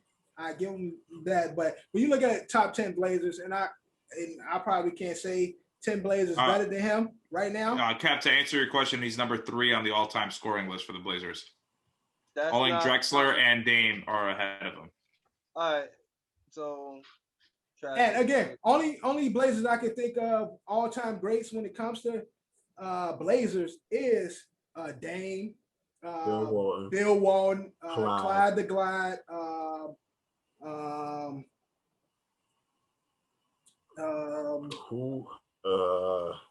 damn. Yeah, so Aldridge. Aldridge, right? Exactly. So again, Brandon Roy. Then he wasn't there long enough. So I would love to put Roy there, but he wasn't. How many years Brandon Roy had with him? About like what? He was there 3 years. He's also right? third time like all time for the Blazers in blocks. So third time in points, third time in blocks. Fourth in games played. 5 years. So you be Brandon Roy would be an all-time great Blazer. They'll put him up. They'll put him up there. But yeah, Lamarcus definitely need to be. He's a top 10 Blazer, top 5 probably. So yeah, I'll yeah, definitely top 5. If we put mediocre banners, then okay. Then we go to third. So he's Mr. Third place. And then we go see. I mean, not Blazers really doesn't have a pass like that. Blazers ain't not that team. Yeah, so let's not start by putting his jersey in the Raptors. They got players up there already. They got players up there. Besides, ain't like they don't got no jerseys up in the Raptors. Right. They got some up there. Well, moving on. Pro Football Weekly made a hot take a couple of weeks ago saying that the Dallas Cowboys has the most talented receiving core in the NFL. John, kick us off. Back of the trash it. Does Cowboys have the most talented receiving core? Trash it. The Cowboys do not have best receiving core in the NFL. So who does? You tell me, yeah. You think they do? I'm asking you. Who's better? Just one. Give me one. They have. Well, no. Quick thing before y'all get. I think we had this conversation already, though. We did. Sort of. Yeah, we definitely did. Arizona. We was talking Arizona. So yeah. They have Cooper and CeeDee Lamb. Cooper, CD. And they have who's the third guy over there? They just got him too. You talking about Gallup? Yeah, Michael Gallup. Gallup is the third guy. Gallup. Mm-hmm. Nah, they thinking of because what's that big play that they getting in the draft that they projected that they were going to get? He a tight end. No, he a tight end. You can't count a player they haven't drafted yet. Because they you can't do that though. No, that's why they were because they were saying if they still stupid. If they get this player, like they fucking Cowboys would go be like the best wide receiving core if they get this player. I think the Atlanta Falcons have a better receiver core than the Cowboys. Yeah, we talked about this. Julio and Ridley. And Gage. Really, Gage. I think the Falcons have a better receiving core than the Cowboys. Unfortunately for them, they don't have a quarterback to throw it to them yet. I have a bias against the Cowboys, but I think the Falcons have a better receiving core. That's my opinion. All right, so you trashed it. Kev, bag of the trash it. Yo, trash it. Obviously, like you said, if we talking bottom tier teams that have a better offensive passing attack, definitely you would start with the Falcons. But then you're also gonna go obviously Kelsey and Tyreek, right? I mean they lost Watkins, whatever. Chiefs.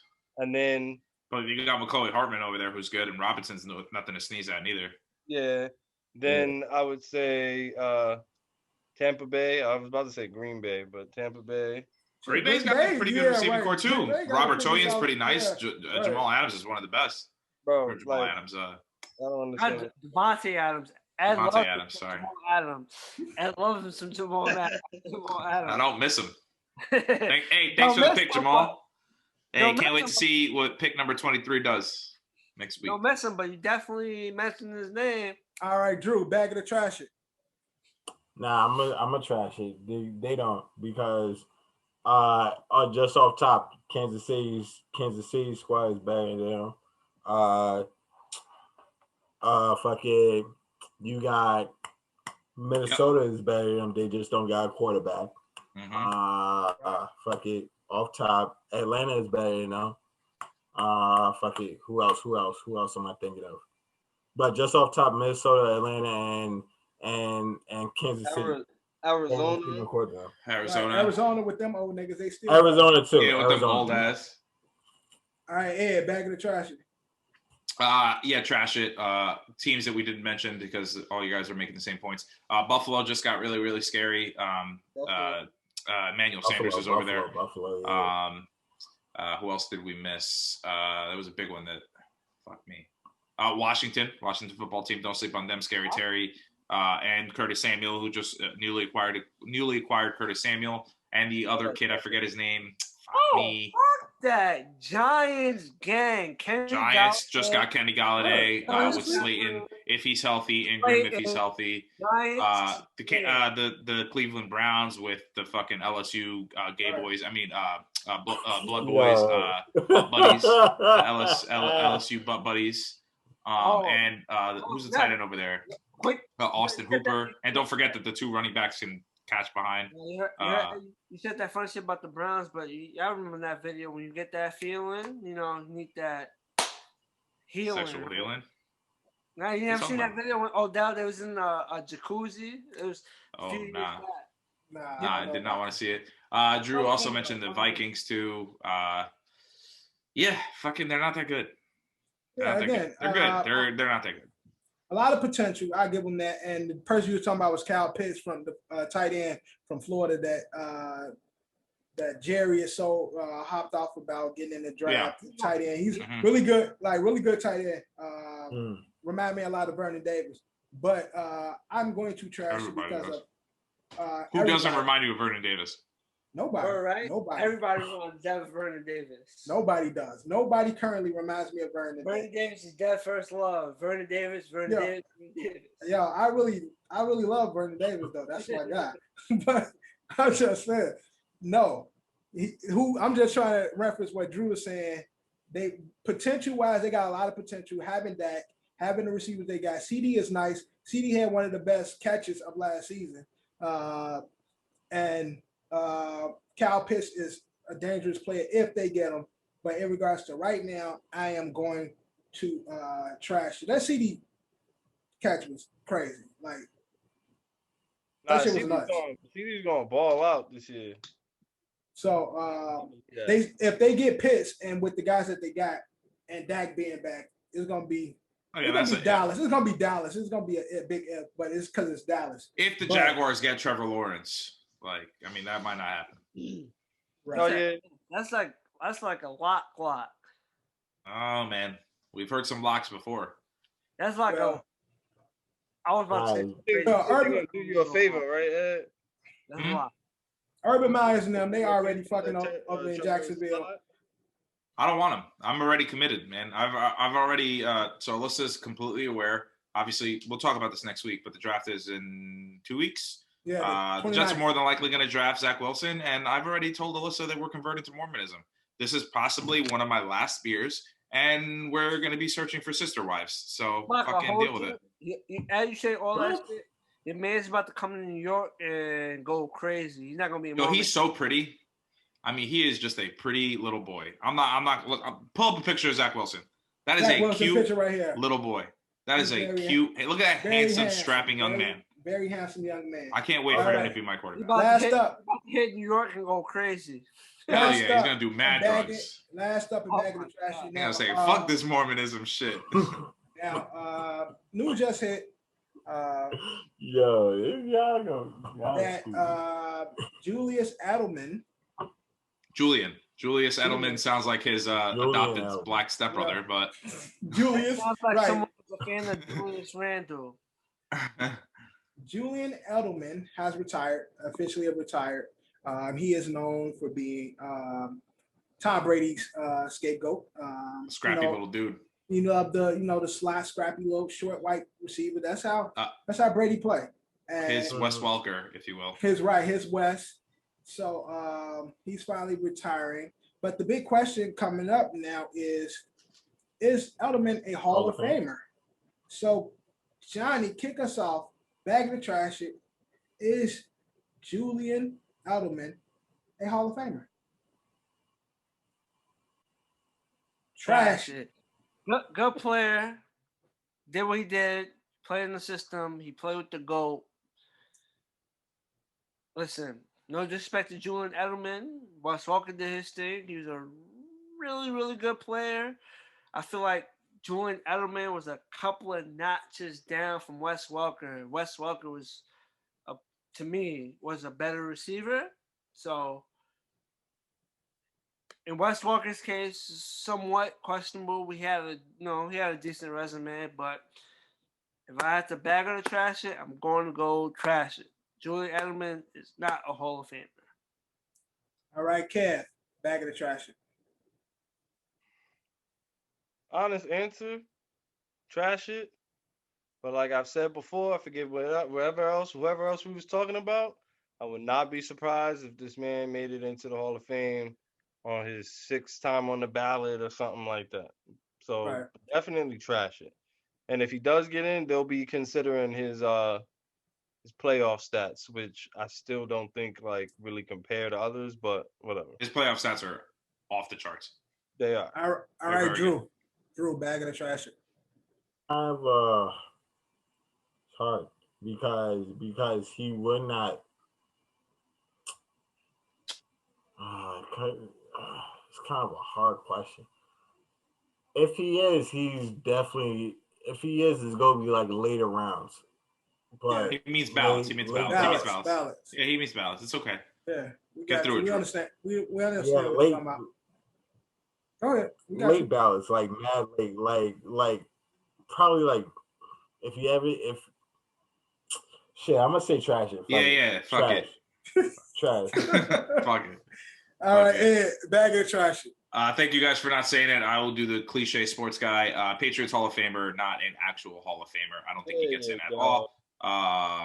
He will be in the Ring of Honor or whatever. You'll see his jersey. Retire his jersey. Exactly what Kev said. Exactly. Yeah, he'll be in the Ring of Honor. Yeah. All right, I will be a hypocrite to say Robert Horry is a Hall of Famer. Yeah. If yeah. Okay, I see where you went with that, Dad. I'm gonna bag it. He is a Hall of Famer. It don't mean a thing if you ain't got that ring. Do up. How many rings does Julian Edelman got? He got 3, I think. All I'm saying is not first ballot, not second ballot, but his contributions to the Patriot way and the Patriot championship, he's definitely a part of it, a key part of it.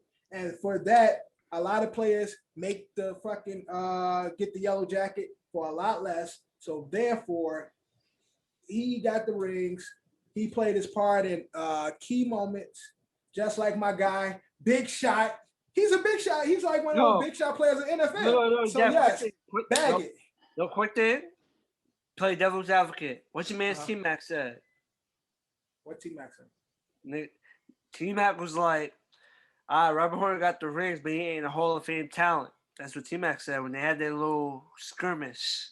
And I would say to T-Mac, how many wins you got? Shut the fuck up. So with that, and I'm gonna say to you in response. No, I'll say to T-Mac. Would you rather have Robert Horry or Tracy McGrady? Robert Horry. You said who would I rather have? T-Mac all day. I'll take a healthy. I'd rather have the fucking rings. Robert Horry. No, you said careers? You said careers? Who career would I have? That's what you said, John? Yes, that's what I'm saying. Yes, that's what I'm taking Robert Horry. I said this before. I'm taking Robert Horry's. Duh, I said then why you said T-Mac, though? I thought he said who's better. Who would I rather have on my team? Robert Horry. Oh, okay, then that makes sense. Yeah. Career-wise, nigga, that makes sense. He's made big shots. We ain't talking about Robert Horry. I'm just bagging it. Edelman in the Hall of Fame. That's it. Bag of the trash. If we moving on, we bring back Boom or Bust. We doing Boom or Bust for the NFL. I'm sorry, MLB and for the NFL draft. Who do you see booming this season in MLB? Who you see busting? And then to say, oh, it's busting. And who you see in the NFL draft booming and busting? Can't pick this out. The NFL draft is next week. Yes. No, I'm saying our boom and bust is next week. Boom and bust is right now. Oh, okay, let's do it. So, Kev, MLB.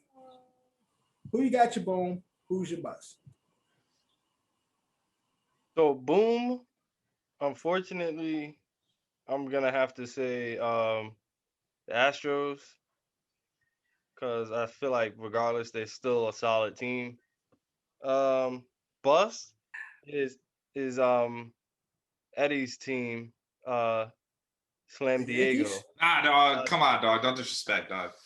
Yo, come on, son. Come on, son. You just mad because they mad gassed right now. He's mad because the bats are back. The flips are here. All right, Drew. Boom and bust MLB. I was gonna do it. That's a flip side for me. My boom is gonna be the Padres, and my bust is actually gonna be the Yankees.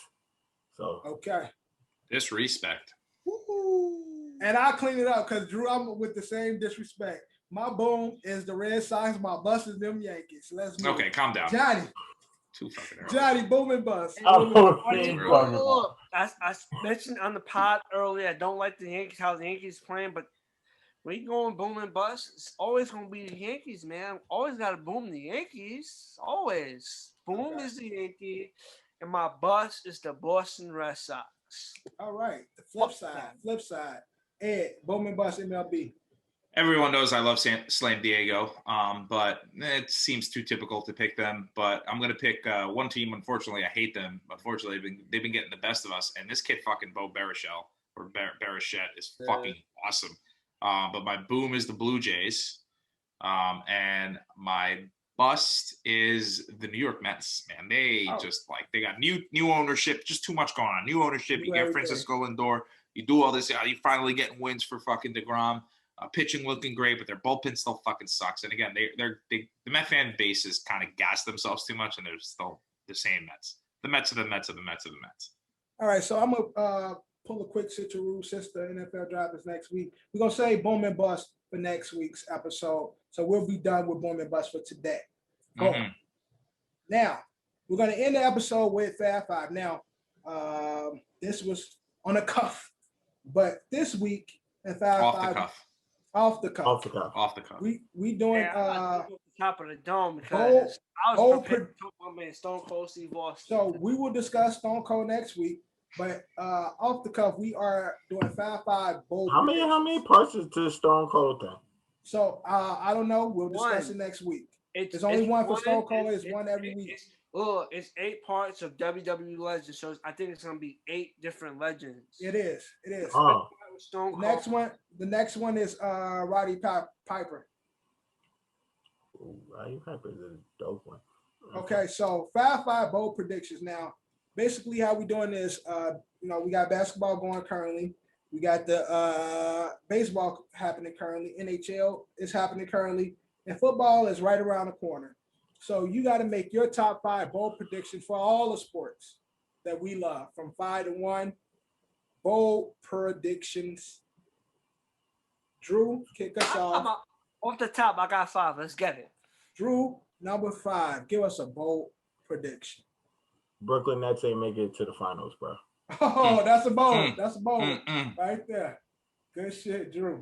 Number 5. All right, Kev. Number 5. Bold prediction. Out of order. This is definitely out of order. I was gonna save that one, but I was gonna say Nets not making it out the first round. Oh. Damn. Okay. That's top smart.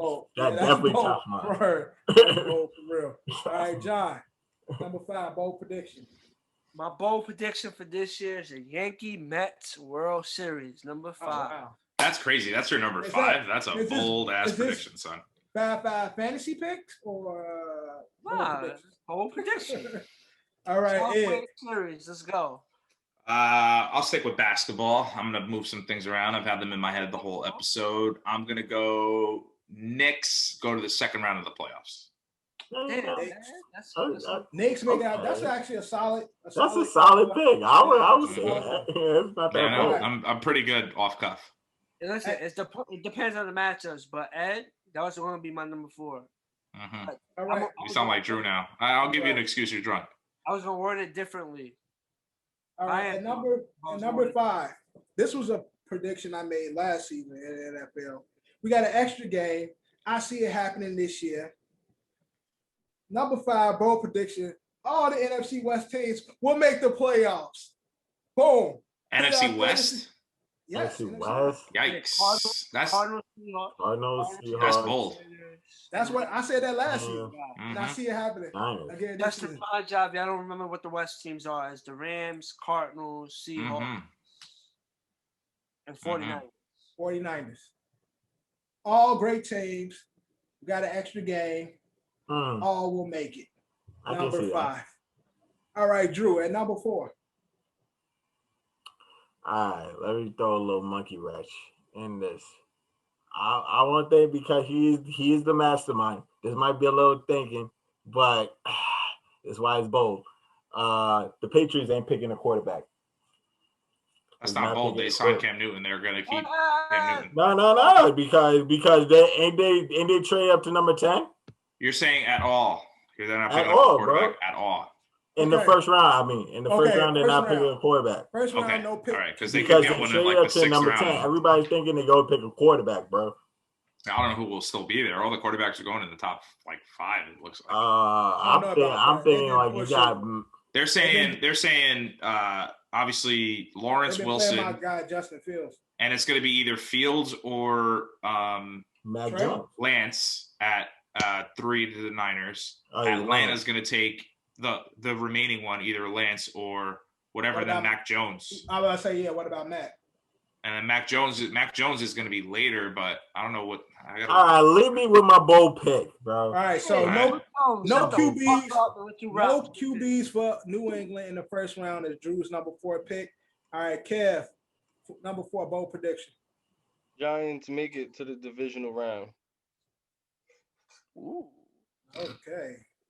Somebody was doing that K2 we was talking about. All right, John. Yo, can I get some action in on that or not? John, at number 4. Kev, $100. They definitely won't. At number 4. Kev, $100 right now. They definitely won't. Let me think about it. Let's wait for John. Nah, I want it now. Either you give me the answer now, or you give me never. Number 5. My bold prediction. 3, 2, 1. All right, that's it. See, he's not serious. My number 4 bold prediction is Julius Randle will lead the New York Knicks to the second round of the NBA playoffs. All right. There it is. All right, Ed, and number 4. Bo Bichette wins Rookie of the Year. I got 100, right? Ed, Giants make the playoffs. Nah, I said you said divisional round. You said divisional round. I don't do that shit. Ass. That's an ass. He trying to get over on you, Ed. I know what he's trying to do. Good bet, Cash. Shout out to you. That's a good bet. Take it or leave it. $100. Playoffs or not. No, he had the best bet there. All right, number 4. Drew, to correct you, the Pats didn't move up. I thought they did. No, the Pats actually don't have a pick in the first round. Oh, then that's that bold prediction is super bold because they don't even have a pick. Right. Damn, I thought they fucking moved. Nah, you up. got it though. You got it. I mean, that's a bold ass prediction. They're definitely not going to draft a quarterback in the first round because they're not going to draft anybody in the first round. Okay. I'm sorry. They have the 15th pick. They have the 15th pick. I apologize. They got the 15th pick in the first round? 15th pick in the first round. Okay, so Drew. Okay, then leave me alone. I really watched this documentary. Y'all motherfuckers did not watch that shit. All right, at number 4 on my bold predictions, I predict the Vikings will win the NFC North. Bold prediction. Beating out the Packers. Mm-hmm. At number 4. All right, Drew at number 3. The Redskins win the NFC East. Mm-hmm. Washington football team. Mm-hmm. Washington football team is winning the NFC East. Washington football team is good prediction, Drew. Kev at number 3. Doodle prediction, Drew. Rangers win the World Cup. What sport is that? The Stanley Cup. Hockey. Stanley Cup. Oh. Stanley Cup. We talking about hockey on this podcast? Word. All right, John, number 3. At number 3, the New York G-Men win the NFC East. Yeah, I'm with that. I was starting there, but I went big. All right, Ed, number 3. Buffalo Bills with the Super Bowl. Oh. Whole motherfucking prediction because they're not beating my man's Pat Mahomes. Pat, the baby goat Mahomes. Not happening. Hey, listen, I just put it out there. At number 3, I have Suns will make the Western Conference Finals. Bold prediction. That's a nice one. That's a nice one. All right, Drew, at number 2. I actually like it. Drew, that. at number 2, what you got? Fuck it. The Knicks make it to the second round. Boom. Okay, let's keep running that one. Let's keep it going. Mm-hmm. Yeah. All right. Number 2, Kev. Number 2, Tom Brady doesn't finish the season. Damn. That was really going off cuff here. He's just like, these are things in my head, and I'm thinking about them, and they're coming out all loud. Right. These are what I'm hoping. These are my hopes. No, it's not a hope. I just feel like these are dreams Kev has. Eventually, we've been waiting for it to see age catch up with him. Yeah. Like, it's not gonna be one crazy injury. It's gonna be something that like go. He might even pull a LeBron, bro, and not finish the season, but they go to the playoffs and then he come back. But he's not finishing the regular season. It's not gonna be the same thing in football. He has to play. All right, John, at number 2. At number 2, the Yankees win the World Series. Oh, prediction. Big bold letters. Black. Italicized. Underline. All that good stuff. All right, Ed at number 2. I'm going to follow John, and I mean it this time. If they don't, just make it Eddie will kill himself if they don't fucking win. All right, number 2, I was going to be an ass and say Knicks go out the first round, but I didn't have that on my list. That's what I want to do because y'all eating. But at number 2, I have Clippers will go further in the playoffs than the Lakers. My bold prediction. And number Taking 2. shots at John. Look at John's face. John is not happy about that. Look at Drew's face. Who He's a Miami fan. Yeah. Yes, and but the blasphemy on his face looks crazy. And thank you for saying that, Eddie, because that leads into that a bullet. You got a bullet, Drew?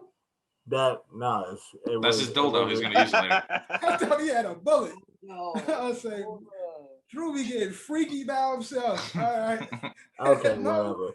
My next bold prediction. Hold on. Yo, does that thing vibrate or? Yo, niggas, can I get my bold prediction on, please? We doing number 1, 5-5 bold predictions. Drew, kick us off number 1. The Miami Heat is making it to the finals for the second year in a row. Here we go. They're gonna beat the Lakers. I didn't say winning the finals. I said making it.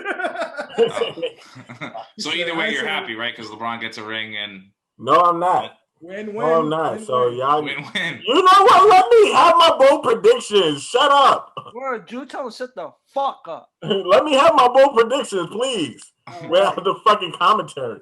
Drew's the type of dude to bet 100 against Miami and then bet 50 on the Lakers. Either way, shut the fuck up. Yo, next bold prediction, please. I don't lose. Right, Drew be betting himself $100. Kev, number 1, 5-5 bold predictions. My number 1 prediction, I got in a World Series thriller. Yankees win Game 7 over the Dodgers. I have San Diego. Fuck the Dodgers. In a thriller. In Manila. All right, John. Number 1. I love my Lakers, but I'm not gonna put them in my bold prediction. My bold prediction is CP3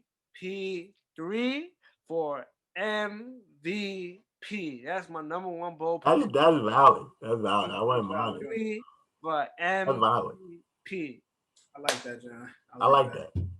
Ed, number 1, 5-5 bold predictions. I don't think you're ready for this. Zach Wilson's the offensive rookie of the year over Trevor Lawrence. Possible. I love it. Zach Wilson throws more touchdowns than Trevor Lawrence. Zach Wilson has less interceptions than Trevor Lawrence. All right, and number 1, I have. Right, write it up, man. I'll take that, man. I love it, Dad. I'll take it. What do you want to put on it? What do you want? Which one do you want? You want the more touchdowns, less interceptions, or you want the rookie of the year? You can only have one. He's not going to do both. Let's go rookie of the year. Rookie of the year? Throw out a number. I said 100. 100? I'm in. See? I'm not a pussy. You got it. Episode 1. He's going to win rookie of the year. Over Trevor. Okay. But if like Trey Lance wins, then we both lose. Right. Okay. Cool? Right. It comes down to them 2. Yeah, if it's somebody else, it doesn't count. Okay. All right, cool. I'm in. So that'll offset the bet. Good bet. We got to hear episode 1 of season 2. But my number 1 bold prediction is Daniel Jones will be a free agent at the end of the season. But my number 1 is Tampa Bay Buccaneers will repeat. Ooh. Number Gold motherfucker. Ooh. Number one. I like that shit, guys. I like that one. 5 bold predictions, and that is our episode. Oh, boo. Season OSA, 1, OSA Season 2, Episode 1, Episode 51. That bitches. 51. Like Drew said, Episode 51. We are back. Hopefully next week we have the whole crew here. Our host is here. Eddie Horchata. Johnny Fab is drunk. Then I won't be drunk next week. You won't be drunk next week. Jed is in the building. It's a beautiful day. Spring is hitting in New York. You gotta enjoy it. Spring is here. It's 4:20. Hopefully, by the time you hear this, you've been high for the last 2 days. And enjoying your 420. Make sure you like, comment, subscribe, share all that good stuff, man. Thank you for listening and watching. Like always, brought to you by Culture Capsule, sponsored by Don's LLC. And yeah, like always, what we do. Let that outro song ride, and we out.